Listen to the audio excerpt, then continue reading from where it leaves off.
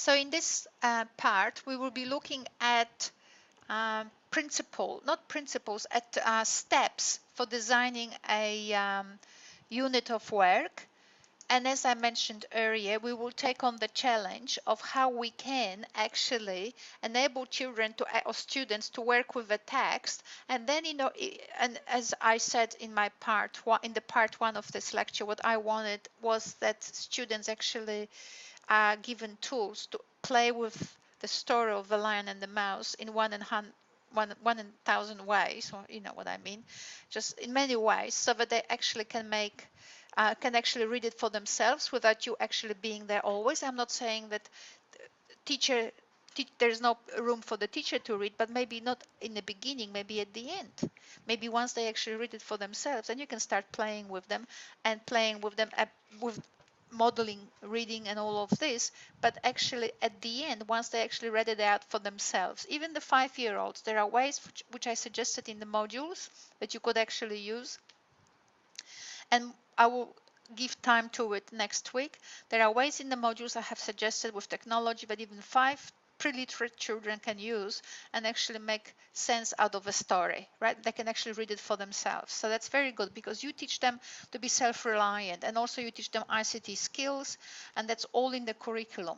It cannot happen right at the end with some game and so on. It has to be integrated so that children learn ICT in ways that actually build their self-reliance, because that's what technology is about.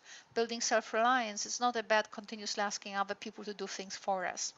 So now I'll be looking at how we can actually build a unit of work around the task that children actually now, once they actually have read it, and you might have even at the end of it modeled the reading for them, that's fine. But now we want actually children to engage a bit deeply into this text, and so we create a unit of work of how to do it, because the idea is not to do it through the direct instruction, right? We don't want to use direct instruction where we ask teacher-centered or teacher-developed, book-centered comprehension questions that students can relate to, and then basically they it's not a modern way of teaching, and also it doesn't this particular way doesn't actually address the curriculum um, structure, and it doesn't actually resonate with the with the spirit of the curriculum and with its general capabilities and the priorities. Okay, so that's this is not to say that you cannot actually work with develop a unit of work without a central text, right? We have discussed this model, how to actually create a unit of work by children building on games and exploratory activities around a concept of a village, and when they explore through your resources how the village looks like and who is there and what people do. But I'm not going to go into this at this very moment, and a resource like this with this sort of green background is in your modules, so I'm just going to leave it, and we're going to go back to the lion. Okay, so how are we going to develop a unit of work once children, in order to engage children deeper in the story and the moral and all kinds of literary devices that are in the Lion and the Mouse story? So you will recognize here this structure. We have cross-curricular priorities. We have these personal and social capabilities, critical and creative and intercultural and ethical. And we've got social capital, and I'll just show you that underneath is cultural capital. I just move it here at this very moment because I don't want you to actually have too much text at the moment on the slide. So we have social capital, cultural capital, and symbolic capital. What I have suggested to you in class, that social, cultural, and symbolic capital for each of the capabilities gives us orientation questions for activities that we will be developing for students, so that our unit of work actually addresses the general capabilities and the curricular priorities, right? So the idea is that these capabilities need to be addressed, but because they are so general in the curriculum, it's really hard to think of how to design activities that engage all these capabilities and in an informed and systematic way. I suggest this concept of the capital, and here it is. So basically we have a social personal capabilities, and in terms of the social capital, there's the social capital concept in relation to these capabilities asks us about the audience, right? So basically what I'm saying here, how we understand the event will impact on how we define ourselves in it and our audience. Remember the example with Toby and with Mr. Bean, right? The fact that Mr. Bean calls himself as Toby, I'm the devil, and you can call me, but you can call me Toby. That's funny in English. Ain't gonna be funny in Polish, right? Because we don't have a name Toby in Polish. Well, we have Tobiasz, I guess, but it's not Toby. Nobody would even make a relationship between Tobiasz actually is without the aspiration. So in Polish it's Tobiasz, and nobody would make in Poland a link between Tobiasz and Toby. Absolutely not. So you've got to know your audience and you have to know your role in it. So you've got, in order to know your role in it, and you've got to know who would be the appropriate audience, you actually have to understand the event. So now every time you actually work with the capabilities and you actually divide it into different forms of capital in order to actually understand how to focus the particular your activities within the unit of work, you need to actually understand the message that this particular capabilities is to send, is to actually be sending, right? So that depending on how students will be identifying or defining the event, depending on how they understand event, a particular event, and by event I mean here a communicative event of any kind. It doesn't have to be a Brisbane Royal show or something. It's just a communicative event. So depending on how children understand an event, it will impact on whom they identify as the audience and how they actually identify the roles of for themselves in it, so how they will see themselves, personal awareness, and the others, the awareness of the other. Now, the message will be here. The message that the symbolic capital makes us think of is what social and cultural groups is the event to impact on. So for example, if the event is just a greeting with the vice chancellor, right? So the cultural group and social group, well, it depends. If the event is a familiar event between husband and wife, and the husband happens to be a vice chancellor, so it's the relationships here are familiarity relationships. So therefore, it will affect, of course, the other capabilities. But basically, the audience will not be this, a formal audience. It will be familiar audience. It will be the context of a family or context of lovers because they married and so on. So the social cultural group that will be that the event will impact, in this case, the event of greeting will be just family or lovers. So you will not say good morning, professor. What you will say is hi darling, something like this, right? So that's the social capability. And now if we were to look into the cultural capability, and I'm opening them gradually so that not to actually make everything to dance for you. So if the social capability asks us about how we understand an event and therefore the roles of the people in it and who they are, the question of the cultural capability is always about the knowledge. So what do we need to know about the event to understand the audience? What do we need to know? So Mr. Bean, what did he have to know? They spoke English. They had access to cultural information that he was going to draw on, right? So if it was academics only, if the audience was university, he probably would have been using different frames of reference in order to actually play on the language and the genre of on the language of academics, on the genre of academia, right? But this might have been a broad audiences. So he was drawing more on the kinds of things that in general people in the UK or English people would know. So and his own role in the whole event was to make people laugh. So he had to then later on know something about the how to do it, and that would be intercultural, ethical, and critical capabilities. So we move on here now to, pardon me, maybe I'll just stay here. So now when we talk about the critical and creative, once we know who the audience is and what roles, once we know who the audience is, and once we know more about the event and we need to learn also, or students need to learn also how to actually act informed, right? So these are the kinds of things I was talking about before, that it's all right that he understood that he's gonna perform in a theater which is not at the university but just general theater where he just will make a comedy sketch is one thing, but now how to make people laugh, that's another story. So he needs to actually know what kinds of resources.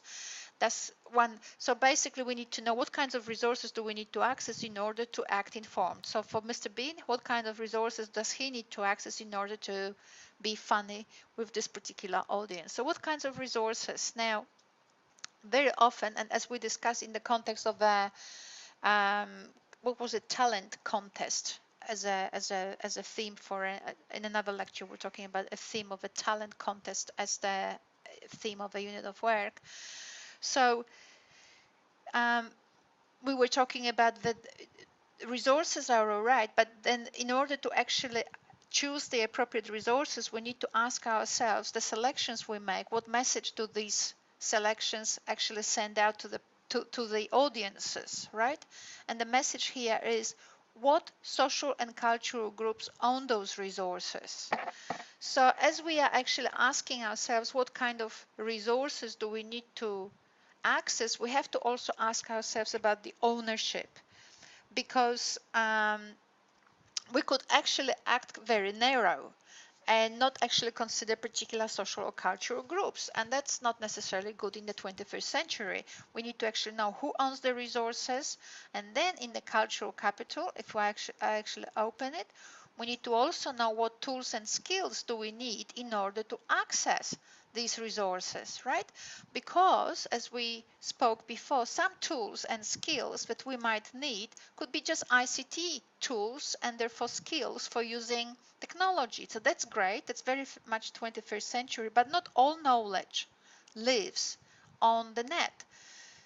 Teachers need to are responsible. I mean, teachers in schools are responsible for making community connections, and they also have to actually have the skills of how to actually engage with those different community groups, and then pass on those skills to the students. So it's not just tools and skills, which is technology, but it's also skills and understanding that there's a community out there and people will need to have skills in order to actually resource that knowledge, make connections with people in the community so that these people very happily come and share their knowledge and share their talents and share their interests in the lives of our students. So as we will be thinking in our unit of work, what resources we can make available to students in order to make them actually understand how to act on an informed basis, we need to ask ourselves about the ownership and the kinds of tools and skills that are necessary in order to actually access those resources. And I will be a bit more detailed. You can see I've got these things here, so we will just go through it, but we're still stuck with this general plan and just need everyone to understand it. So, so coming back to Mr. Bean, just for the fun of it, because we have covered it, so that might actually bring the whole thing more home. So once he actually knows what resources he has to actually access, and he has tools and skills for it, and he knows how to actually, he has considered the ownership, and he has understood that, you know, the range that he has is actually quite inclusive. What he needs to actually ask himself also, what is the protocol of a comedy sketch in an Anglo-Saxon setting in a public theater, say in London, right? What would be the protocols? Because they're not always, you know, there are certain things you don't do, like you don't come with a cigarette and blow the smoke on people's faces, right? You can see it. I mean, these are not trivial things. And I just came up with such a radical example just for you to understand that actually there's a range of behaviors, and a lot of times what we accept as naturally obvious, those protocols of behavior, well, we actually draw on cultural experience, on our own cultural experiences, but they are not obvious, and they actually are negotiated, and through time.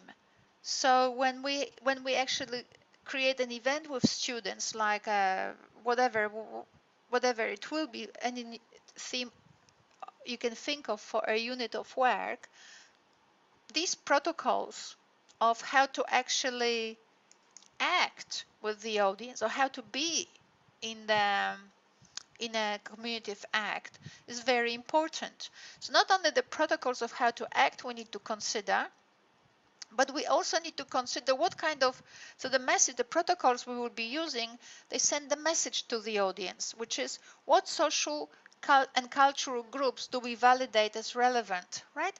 What protocols did we actually give access to our students, as a result our students are using in order to, and how do, what message do they send to the audiences? Are students culturally aware, ethically aware, or are they basically using resources from limited range of communities and using protocols that actually are limited and therefore not enabling children to have a critical understanding of actually what they are saying?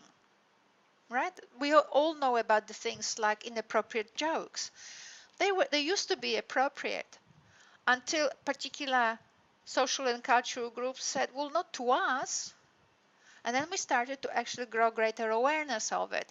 So as we actually think of resources that students might need that will help them to actually develop correct protocols of how to be or how to act in form or how to actually be funny or how to do things, we need to also consider that these that our selections are broad enough so that students actually uh, explore the protocols of relevant groups without and actually reconsider the concept of relevance, because as we talk and as we act we legitimize some social and cultural groups and we render others irrelevant. So in our protocols, in our ways of expression, this is very critical to consider. So in the cultural capital, which is always about knowledge, I asked the question, what do we need to know in order to engage these protocols? What is it that we need to know? And that's something that you as a teacher will have to actually think through, and I will show it to you. You will have to think through because it's not the language of English in a sense that matters here, but how particular connections are made, what kinds of references uh, are present in those protocols of behaviors, because depending on uh, the different frames of reference that these protocols actually engage, we will be actually engaging and disengaging groups. So it's not very simple to say, well, when you create the poster, this is how you do it. This is not the case, because this is first of all, that's direct instruction. Second of all, no capabilities. But third of all, nothing is simple. And we as teachers are very likely to commit what I talked about, which is this symbolic violence, consider only what we know and actually disengage and not consider a number of social groups and actually teach our students to be insensitive. I might just bravely move to this slide. So you can see that if this is orange, then this talks about social personal capability. So this is exactly how to actually do it, right? So this is just a framework, and this is an orienting framework, how all of this relates. This slide will tell you exactly what to do, right? But I have color coded these things. So you can see that the learning materials is blue and this is blue. Yeah, well, never mind, don't know why. But basically it's color coded because this is orange. So it will talk to social and personal capabilities. This slide is green, so it talks to the critical and creative. And here's critical and creative. So no prizes for guessing. That intercultural and ethical slide, which will tell you what to do in your unit of work, is yellow. Right? So you can see just straight away, but what we have here, the general structure is as follows. What learning materials are relevant to the unit of work, and they actually have to engage the priorities, but I'll just talk about it, so don't worry about it at this very moment. So the structure is as follows. We have a capability here, then we create resources, or materials, pardon me, we collect materials for exploration.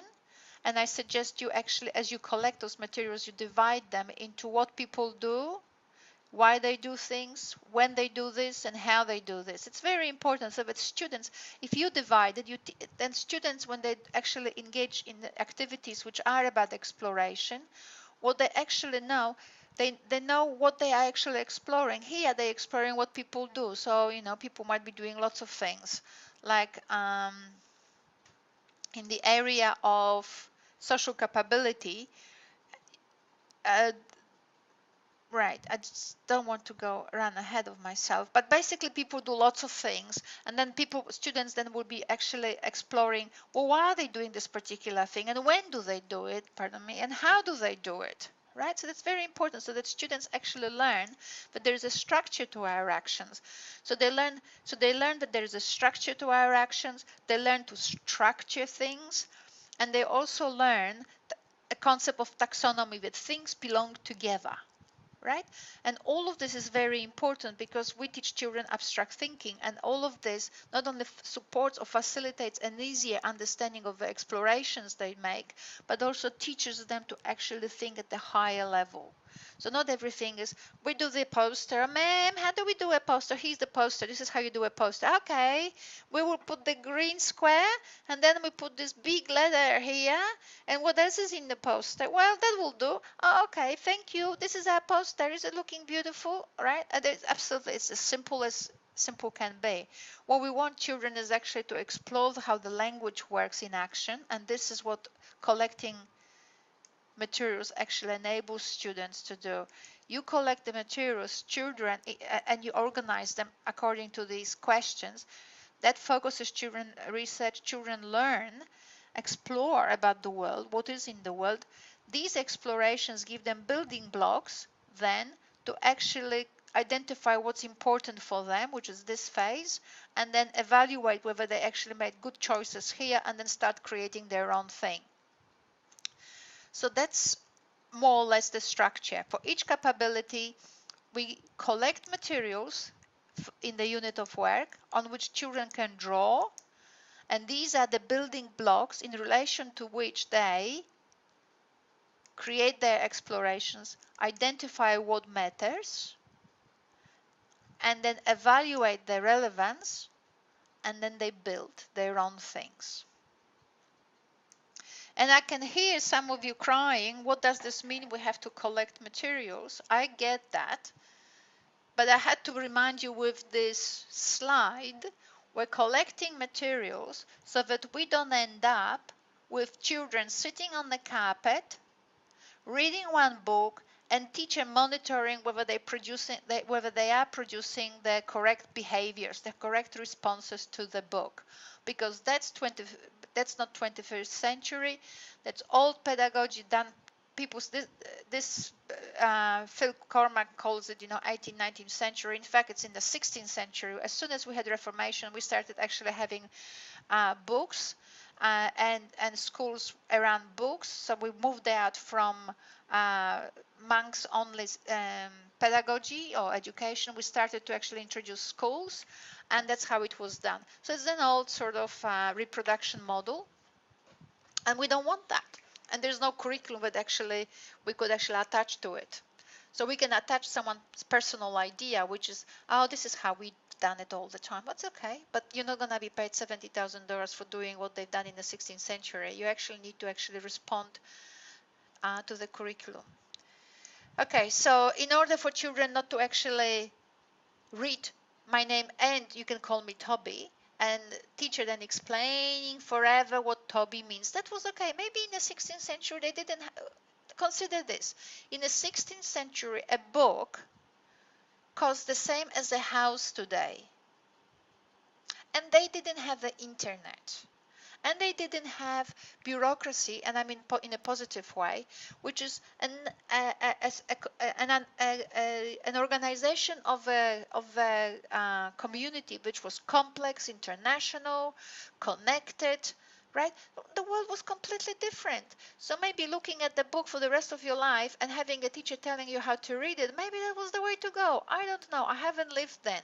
But I know that today there was a reason why we have developed the internet, why we have resources, why the curriculum talks about technology, and and all of this indicates that the world has changed and we can't be just getting 20 students looking at one text for 6 hours and trying to guess what Toby means in a particular sketch. And then teacher always explaining, whereas children want to actually say it and contrast how Toby differs from George. So let us have a look now here at uh, each of the capabilities and what questions I suggest you could actually, what questions will help you to create a well-designed unit of work. So we're looking now at the social and personal capabilities at this very moment on the unit of construction of the unit of work, and we're looking at the idea of students now deciding on the project, right? So we actually didn't, after kids were playing with the book, now we actually enable them to do some exploration, but it's not explorations through our own questions, but in fact we give them access to this, resources and maybe made them accessible through smartboard. So we all actually are coming up towards the smartboard and clicking on it and playing with things. So all kids are engaged. I'm very happy. And if they get really with that kind of thing, if they really get so excited that 7 of them will be in next to the smartboard, that's all right. You can that will pass.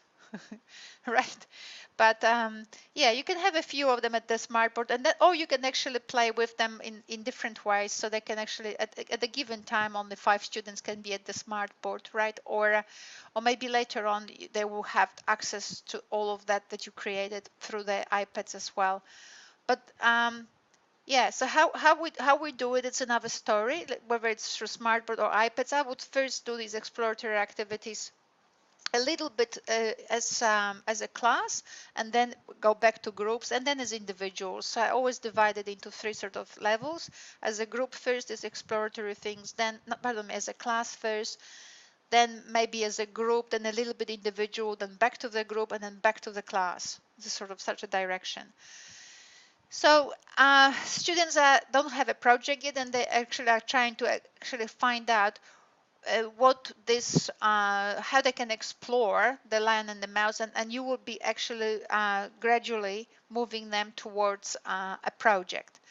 So what materials could you collect for those explorations? Now it differs. It differs on, and this is very important. I need to say it because we don't only have students in this unit who will teach 5-year-olds. We have students who actually will work with older children, and I get assignments where people don't really know what to do in terms of a bit more critical analysis. So this is very important that we actually have it in this abstract descriptive way. What's important anyway. So here what I have done, so you could actually create different, so the materials I have actually focused here, the focus for the materials I have given in this slide was only about the moral of the story. It pays off to be nice, right? Something like this, or, think of something like much nicer, put better. But yeah, it pays off to be nice. So that's the sort of moral of the thing. So all the materials that I am actually now focusing students' explorations on, it pays to be nice. You might actually, before you actually make these explorations, you could actually have a larger framework. So say 1. It's always good to have 3 because it's, I don't know whether it's international or just English, but English loves 3, last 3s. So here you could say something like edit text. So it pays to be nice. If children can't read it because they're still at the lower level, it pays to be nice. So that would be the resources that I created here. Here you could actually have other resources like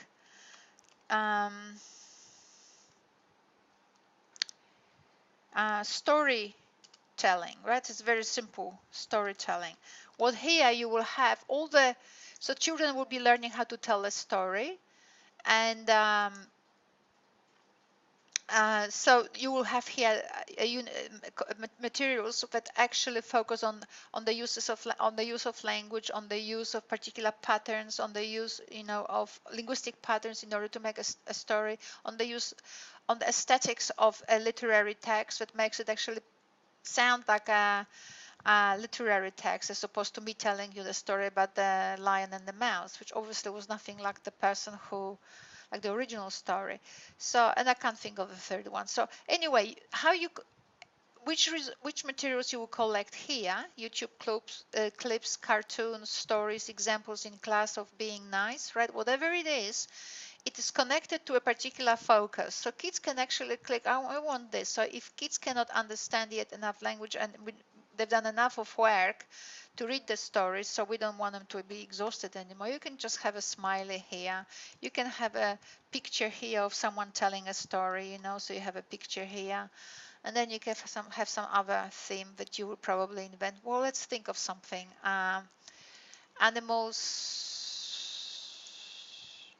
Animals in the forest or something like this. All right, you can have that. I'm happy. All right. So, but so let's assume that children click in pace to be nice, right? So here's your unit of work. So children actually exploring what they would do with the materials all collected under it pays to be nice. So in terms of so in order for children to explore, to engage in the exploration phase, remember we have 3 phases. Well, you have to collect some stuff. So what people do and who does it, right? So you collect, you look at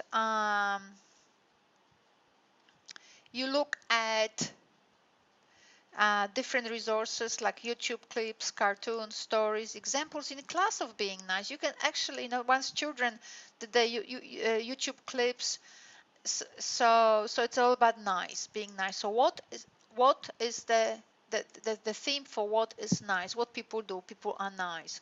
So after they've done all these examples on YouTube, and you can see who does it and so on. We will have people from different backgrounds, of different age, when interacting with peers. So it is the when, covers the when. So what? So the what is that people are nice through different YouTube clips, cartoons. When interacting with peers, younger and older people, people from different backgrounds, in order to build together, or because the messages, we depend on one another. So that's why people, it pays off to be nice. It pays off also nice to be a good day. You can show clips that show that. Illustrate, and then how do people do it, right? So here comes the place where you will show them the structured behavior of niceness. So you will say how in different, what I used to call events, remember? So in different communicative events or contexts, the structured behavior of being nice differs. And you will point to different language use and to body gestures. And this is where people do a purposeful text analysis. How you are or act nicely.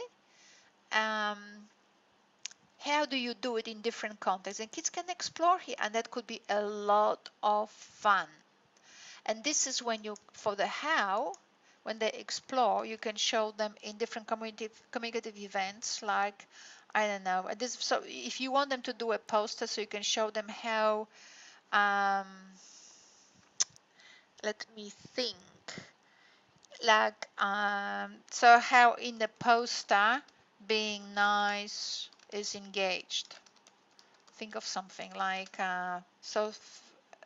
being nice. So a poster may have a big word please, or may have a big word thank you, right? Another can have another text or whatever might have a smiley. Then think of other text.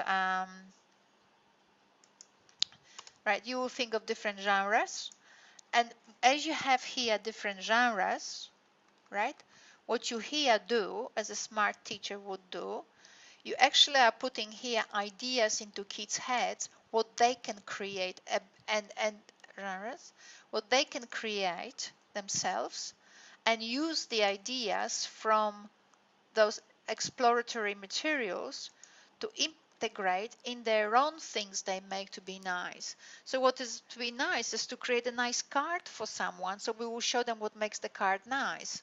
Well, the card itself, the colors, the beautiful time children or someone spent in ornamenting or decorating the card, all of these things. So it's giving cards. So giving cards, could be nice. Um, Creating a poster about being nice, so to hang it in school to remind people to say thank you or to be nice. What else could be a nice act of being nice? Planting plants in front of the principal's office, right? Planting one rose or something. And kids may actually choose different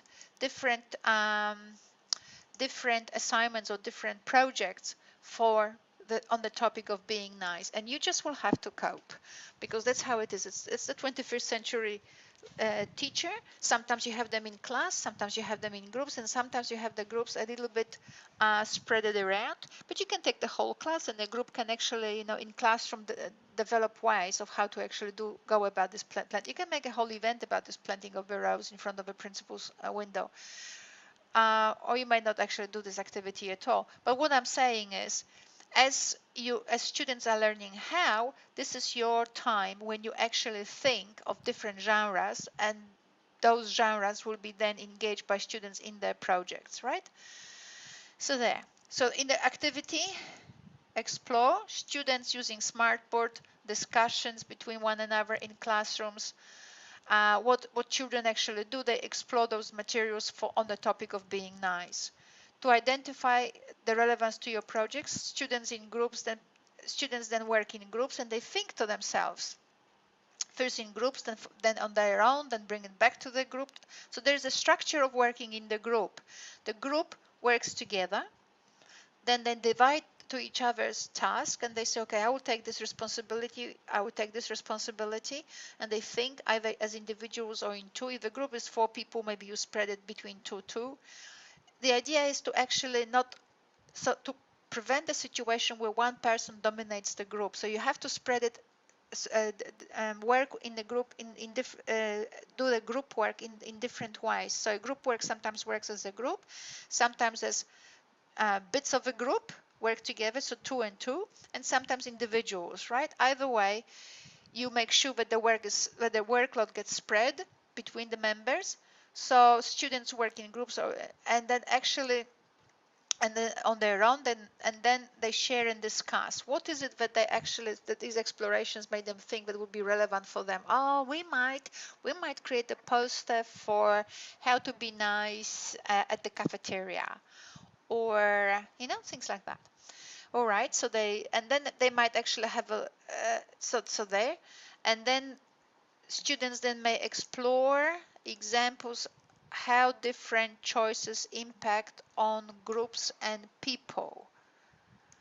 And you might at this very moment be quite surprised, why did I put it in here, right? But remember that the message of the social and personal capabilities, and the message is always under the symbolic capital. What do our symbols do to us and to other people, right? That's the question of the symbolic capital. So the symbolic capital here was what social and cultural groups is the event to impact on, right? So as children decide that, oh yeah, this is because everybody gets really excited, and they say, well, we will just do a poster for being nice in the cafeteria. And they have to ask themselves also, oh my God, who is the audience, and how is this event, the poster itself, how the different choices affect how the different choices of the event, which is say creating a poster, so they decide to create the poster. So therefore, what implications does it have to their role as messenger on the poster, and the people themselves who would be impacted by the poster, and they have to actually know now. They have to start thinking about it, and hopefully your materials that you have here will actually enable them to think that laterally, that in different events there are different people there, and we are not all the same, and all of this. So as you have seen here, so when we interact with peers, with younger people, with older people, people from different backgrounds, right? So all of that. So students now have to make a decision now as they evaluate their decision about whether they want to do a poster about being nice in the cafeteria. They have to think to themselves, okay, what is their role here and who would be the audience? Will it be just the children? Right? This is important for them to guess. And they might actually have to go back to your materials and have a look whether you have some ideas about posters, and if you actually include it in the how, a genre of the poster, so maybe it'd be good actually to also include a few genres of the poster in the what and when, right? And why, so that kids can actually have some frames of reference here. So yes, here they will be doing a lot of discussion, a lot of thinking, but it is all informed. And it's not informed by teachers' explanations. It's informed by their explorations of the world. And this is what I would like to see in the assignment too. In the assignment too, I need to actually, as you can see, we want to release to the world teachers of literacy who actually know are literate.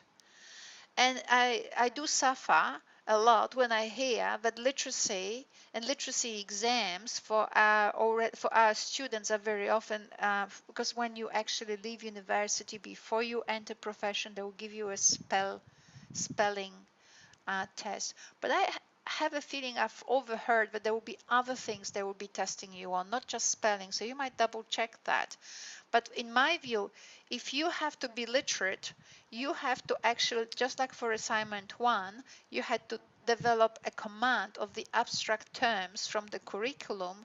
Here, what we want you to achieve is actually to show me your literacy in terms of how do you use your literacy skills in order to understand how to resource information.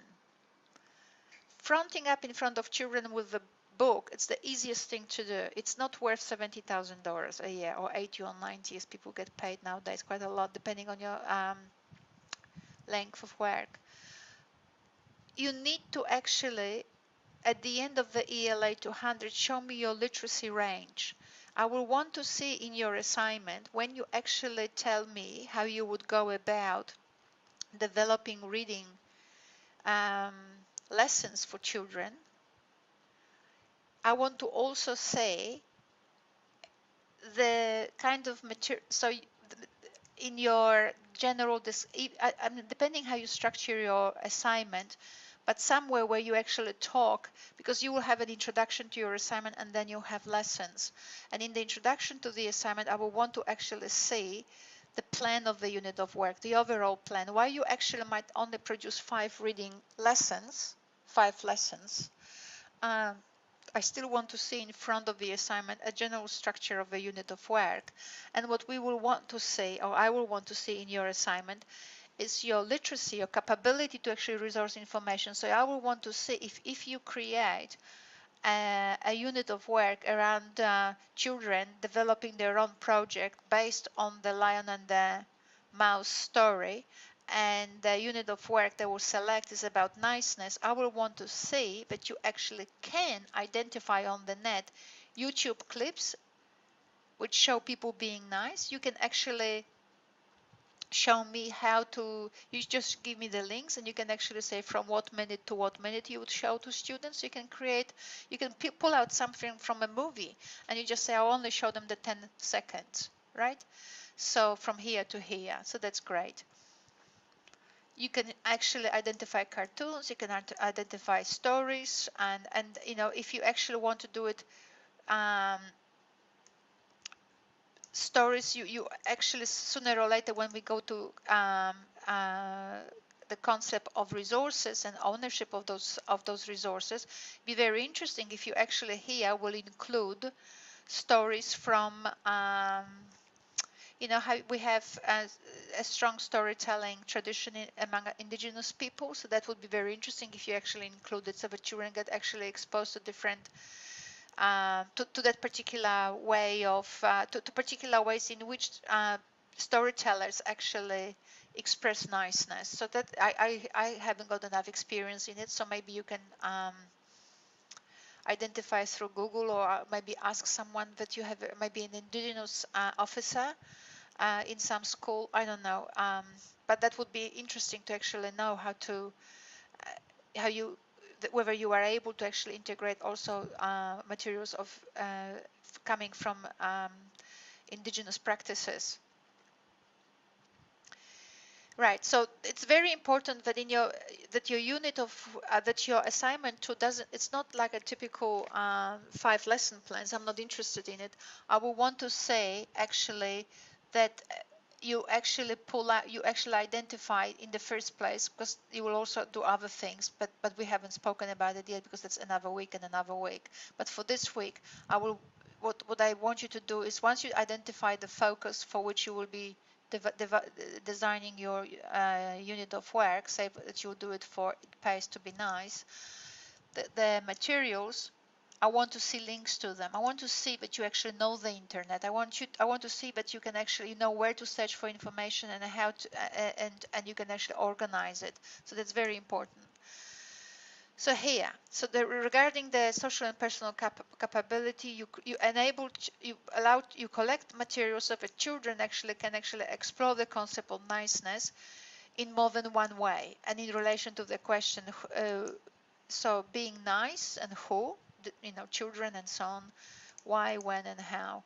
And with children, when you actually get to the point that with children, you do a discussion in class. Don't start with a discussion in class. Start with some YouTube clips and cartoons so that children have some sort of hooks that they can, some building blocks. When you interrogate them, that's just a no-no, right? Because you don't give them any hooks, nothing to. If I asked you just now to start speaking Chinese, and if you're not Chinese, you wouldn't know where to start. And I'd say, well, come on, how do you say in Chinese hello? Or how do you say in Chinese, I really love this unit, right? How would you say that? I say, oh my God, how would I know? Well, if you don't know, you need building blocks. You need something. Well, these are the building blocks. Interrogating children and saying, how do you do it? How can they know when we haven't actually covered that? So the idea is actually to show them first some sketches, some sort of things from YouTube, some cartoons, some maybe stories they have covered, and show them some little bits of text that they have already done in the past that is relevant for hair. And then in the classroom, you could actually play with them roles and then actually identify. So with peers, this is how they would be nice, but to an older person, what would they say in a similar context, right? And so on. Now, I'm talking about the unit of work, so it's in general, but remember that we will be bringing it all down to reading as well. So so in the how, you will have this sort of forms of analysis, but also for assignment 2, we will be bringing everything down. So when you do the lessons, you will do the lessons which focus on reading. You will not do the lessons on children talking in classroom and saying to each other, thank you, right? I'm not interested in that. You will just talk about the particular section of the unit of work which deals with reading. I'm saying this because sometimes I get assignments from students, or in the past I got assignments, I had to fail them because the students were doing everything other than reading. And the assignment is very clear. It says 5 reading activities. Reading activities, not anything else. Okay, so this is in regard to the, once in this stage already, children know what they will create, right? Because they have defined the event, because that's what we were doing in the social capability. So they've defined the event, they've defined the audiences, they defined their role to a point, because they haven't done all the searches yet, but to a point. And now the question is what kind of resources they will be using in order to actually engage in their project, whatever it is. Let's stick to the poster. What kinds of resources they will be using in order to actually make it all worthwhile, right? So, or otherwise I call it act on an informed basis. So regarding the what, I wrote here, you show students examples that some information is accessible digitally and other information is accessible through the internet. So you can show to children that some understandings about how to create, how posters look like, or what language to use, what colors, what medium to use. A lot of this could be accessible externally, but also show them through some means. And I don't know what through means. Maybe you invite a community member. That not all information is actually available digitally, but sometimes it's actually good to talk to other people. Regarding when, it would be nice to do something that typically is called planning, but it would be nice to show maybe 2 video clips. You could create them yourselves, where to show that when these decisions should be made of when they will actually access information or resources digitally, and when actually they should be actually talking to live people. Should they talk to live and community people before or after? And the hint that I will give you now, that you probably may not have, is that when they talk to the community, they actually should have already some questions. So it may not matter whether they talk to community members first or second after they've done some of the internet searches. But it's very important that actually when they talk to the community, they just don't sit there. You actually do some work with the students, and maybe that's why maybe digital search would be better to be done first. But they can actually have some questions of them. So they would say, well, we want to do this. We want to do a poster. We want to do it on on being nice. And we've already done some work, because in the social capability they actually were doing a lot of work. They were actually checking the language, and they've done some of the language and so on. But they're not sure yet whether they actually have done everything using the right amount of resources and the right range, right? So they've done some work already, and they probably have some questions. You can actually engage children in creating some questions in groups, and you say to them, but maybe now we could invite members of our community. You can go back to your Google thing and maybe explore what kind of people are around. Maybe you can actually, you can yourself before check where we have certain buildings in your city where there is the significant representatives of the community somewhere that our students could actually um, invite, right? So the idea really is never to have a situation where someone comes into your classroom and the whole onus on talking and having a lively discussion is on the guest. Actually, you prepare children have questions, have a little bit of work done already, and they can show it off proudly, and they can ask for more information, right? So it's not like at the stage 3 when we've done all the capabilities and our children are working. They actually started doing the work already here, and you have shown them some things about the language use here. So now it is about resources. So you show them that information is available in through different media and through digitally and through people, and they can actually already start copying some things. They can explore your resources and find out, or your digital tutorial videos, whereby you will show them that what happens, what are the advantages of actually exploring first the internet for resources, and then asking the community members some questions about what else they need to include. Or maybe you will show a video where you show the advantages of how much better it is to actually invite some community people first, because they can direct us to all kinds of resources, including digital, that we had no idea they existed. Right, so that's a sort of, it's an information video. Not every video has to be about how to do a post. It's just information video about planning work. Regarding why, you can show then why. And that's what I'm saying. You can have benefits when you talk to a community member. First, you can have benefits because the community member may show you the things you have never thought about. Regarding how, so children will learn that there are different types of technology. So there could be digital technologies, there could be already different media, like things already available in school or somewhere in different places where there are the things they want to produce already exist in the form of posters, in the form of paintings, in the form of books, in the form of websites, I don't know, anything. And also there is such a thing like invitations. So things like media, different media like posters and books and so on, the way that people collect them, they just basically front up in the library or front up somewhere, and they just find those posters and so on, or open the computer and you show them how on the computer they can find examples of different resources. But when they actually want to interact with community representatives, they actually have to send invitations. So it's not as simple as click the button and actually someone appears. They actually will have to send an invitation and invite a community member. And you might actually help them writing these invitations so that so you see, remember how in the knowledge component, here we had what tools and skills do we need in order to access resources. So one of the tools was basically access to libraries. I didn't even actually different types of technology and search. I should actually write here libraries. Even the walls of a school and all. There's lots of things already hanging out there and done somewhere. So all of this is available, but that's not enough. What students also need to know that in order the knowledge and skills that they need is actually to produce an invitation, a simple invitation inviting a community member or representative to actually come and talk to them.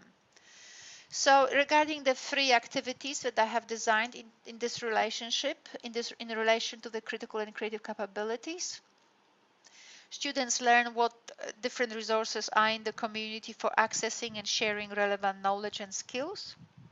Students work in groups deciding on the use of resources which would be relevant to their project, and students evaluate their selections in regard to the message here that we have put in here, right?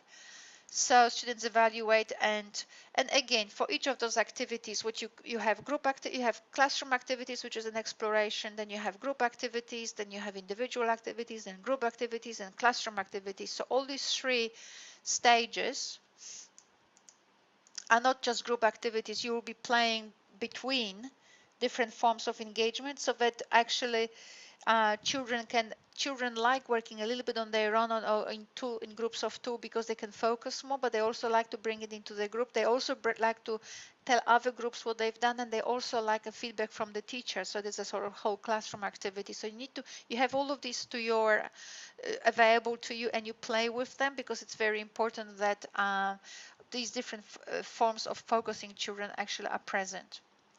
Okay, well, we'll move now to the next capability. Well, this one you can read for yourselves, but basically as you collect materials here, and you also can do it now with your community representative as well. And now it is about the protocols. It's not good enough to just know how the language functions, like in this social capability, how language functions in order to produce nice posters and be about niceness and so on. We want children now to actually be engaged in activities that enable them to actually explore the following questions. So you show them examples, or you discuss it, or you do it with your community representative as well. But anyway, we need, as a principle first, we need examples that allow students to observe, to see how observing protocols makes action inclusive and therefore emotionally satisfying. So it's the what? Emotionally satisfying. Its purpose pleasing for all. Its timing not offensive. And its form enriching. So as you can see now, we're not looking just as we were sort of analyzing. We were analyzing here an event, for example, like a poster. So in terms of this capability here, in terms of how of language and purposeful text analysis, all of this is good, but now we have a different aspect that we add to the analysis of the materials, or even the ones that we actually include, and we could do it together with a community representative or a number of them. We could seek their advice, or we could find some examples on YouTube. But basically the main premise here is enable children to see how observing protocols makes action inclusive and therefore emotionally satisfying. So they will have to here consider What is it that they did in a poster